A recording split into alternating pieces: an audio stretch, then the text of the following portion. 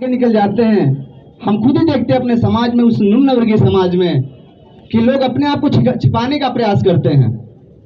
सोचिए कि अगर एक ऐसी महान विभूति जिसके पास 32 डिग्रियां हों, 9 भाषाओं का ज्ञान हो, इतना सब कुछ होते हुए भी उन्होंने अपने निजी स्वार्थ को छोड़ करके एक समाज के उत्थान के लिए इतना बड़ा काम किया, जिनकी जयंती हम सब मना रहे हैं। ये समाज यहाँ पे बैठ के हम सभी को सोचना चाहिए, क्योंकि हम सबके योगदान से आज उन्होंने, इसीलिए आज हमसे पहले आए समाज में, इसलिए आज हम यहाँ पे हैं। वो ना होते तो आज हम यहाँ पे ना होते, ना इकट्ठा होते, ना ये महफिल होते। पहले वो आए, फिर उनके अंदर एक विचार आया। वो विचार लगभग 35 से 40 1891 में जन्म होता है, लगभग 1950 में जाकर के 1950 में पूरी तरह से कह सकते हैं कि कॉन्स्टिट्यूशन लागू होता है। एक विचार आया होगा, उसके बाद फिर वो चीजें आई। तो मेरा जहां तक मानना है, मेरी जहां तक समझ है कि अगर हम बुद्ध को मानते हैं तो बुद्ध को ना माने, बुद्ध की जो शिक्षाएं हैं उनको माने। उन्होंने जो शिक्षाएं दी हैं हमें, वो कहते हैं हिंसा मत करिए। सोचिए उस समय इतने सब कुछ होते हुए भी, अब सबसे बड़ी गुरु हम एक चर्चा करते हैं कि इनके सबसे बड़ी गुरु कौन थी? इनकी माता जी। माता जी को पता था कि मेरा बच्चा पढ़ने जाएगा, उसके साथ इस तरह की असमानता होगी। तभी उन्होंने समझाया कि बेटा, जब आपके इस तरह की असमानता हो तो आप लड़ाई झगड़ा मत करिएगा। आज अगर हम उन्होंने सिर्फ सकारात्मक पहलू को लिया, इसी टॉपिक पे आपकी समझ दूसरी हो सकती है। उसके बाद अपनी आगे की जर्नी, बाबा साहब ने अपना योगदान दिया। अब समय है हमें अपने योगदान की, इस समाज को बदलने के लिए हमें अपने योगदान की जरूरत है। एक कहते हैं कि शिक्षा जीवन की तैयारी नहीं है, शिक्षा ही जीवन है।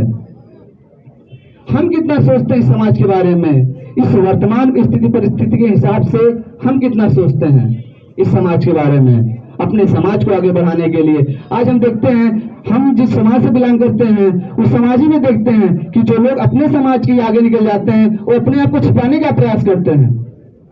कि अगर उनसे कंपेयर किया जाए, जिनकी वजह से आज उन्हें वो स्थान मिला है, वो पद मिला है, अगर उनसे कंपेयर किया जाए तो हमको लगता है कि बहुत ही सूक्ष्म चीजें होंगी।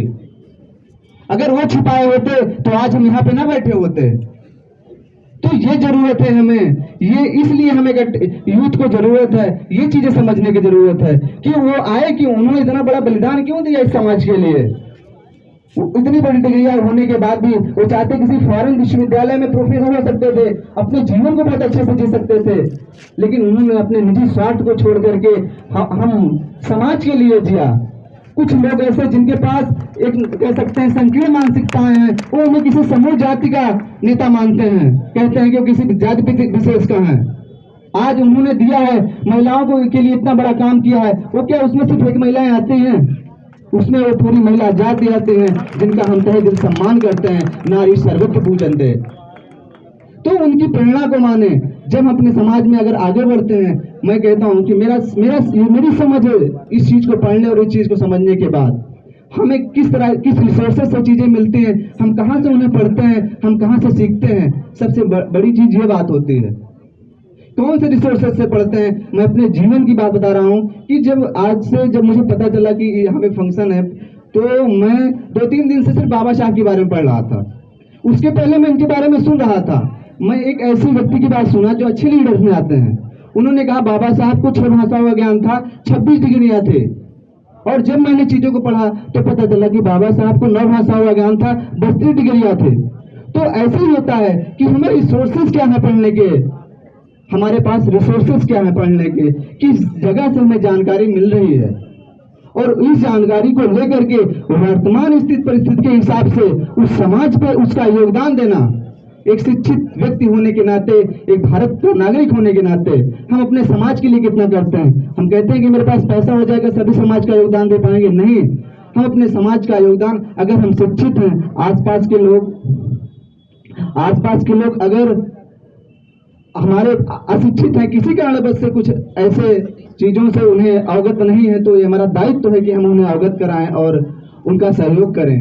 ये शिक्षा है। तो तो मैं अपनी बात को यहीं पे समय का अभाव होने के नाते मैं आप सभी का, सभी श्रोतागण को हृदय से धन्यवाद देता हूं और पूरे ये आभार व्यक्त करता हूं कि मुझे जो बोलने का मौका मिला। मैं इस विश्वविद्यालय का छात्र तो नहीं रहा हूं, लेकिन मेरा विश्वविद्यालय में आना जाना हमेशा रहा है, क्योंकि तो इसलिए और मैं सभी का दिल से आभार व्यक्त करता हूं। धन्यवाद सर। बहुत बहुत धन्यवाद बड़े भाई सत्यम जी। मैं सत्यम जी को काफी गौर से सुन रहा था। मैं इनको जहां तक समझ पाया, इनका